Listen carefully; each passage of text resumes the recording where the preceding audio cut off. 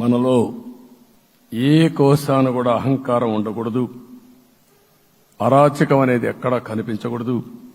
ఈ రాష్ట్రంలో అశాంతికి చోటు అనేది లేకుండా ముందుకు పోవాల్సిన అవసరం ఉంది.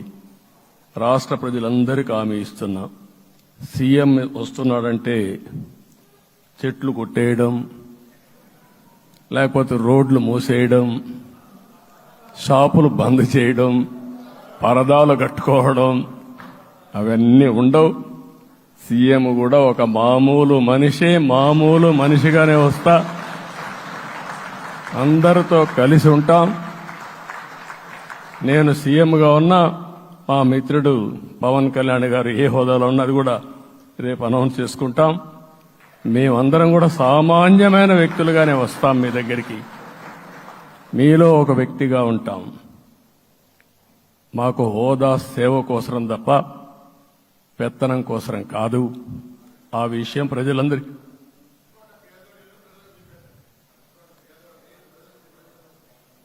అవన్నీ చేస్తాం. ఇంకొక పక్కన నిన్న మొన్న నేను వస్తానంటా ఉంటే వాళ్ళకు కూడా తెలుసు కాబట్టి ఎన్డీఏ అభ్యర్థిగా అంటే శాసనసభ నాయకుడిగా ఎన్నుకుంటారనే ఉద్దేశంతో, ముఖ్యమంత్రి అవుతాను ఉద్దేశంతో రోడ్లన్నీ కూడా నిలిపేస్తాను. నేను ఒకటే చెప్పాను, మేము వచ్చినప్పుడు ఒక్క నిమిషం ఒక సిగ్నల్కి ఇంకొక సిగ్నల్కి కొద్దిగా గ్యాప్ పెట్టుకోండి. అవసరమైతే ఒక 5 నిమిషాలు లేట్ అయినా మాకు పర్వాలేదు, కానీ ప్రజలు ఎవ్వరికీ ఇన్కన్వీనియన్స్ కలగకూడదని చాలా స్పష్టంగా ఆదేశాలు ఇచ్చాం. కాబట్టి అవన్నీ మనం చేద్దాం. ఇంకొక పక్కన దాడులు చేసి బాధితులపైనే కేసులు పెట్టే పరిస్థితి ఉండదు ఈ రోజు నుంచి. అది కూడా మనం చూశాం.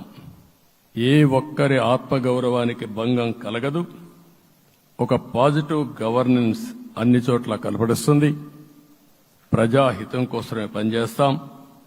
ప్రతి నిర్ణయం, ప్రతి అడుగు ప్రజల కోసమే ఉంటుంది.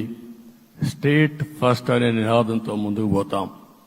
ఈ రోజు మేము ముగ్గురం కూడా ఢిల్లీలో వెళ్ళినప్పుడు కూడా మా ఆలోచన ఈ రాష్ట్రం ముందుండాలనే ఉద్దేశంతోనే ముందుకు పోయాం.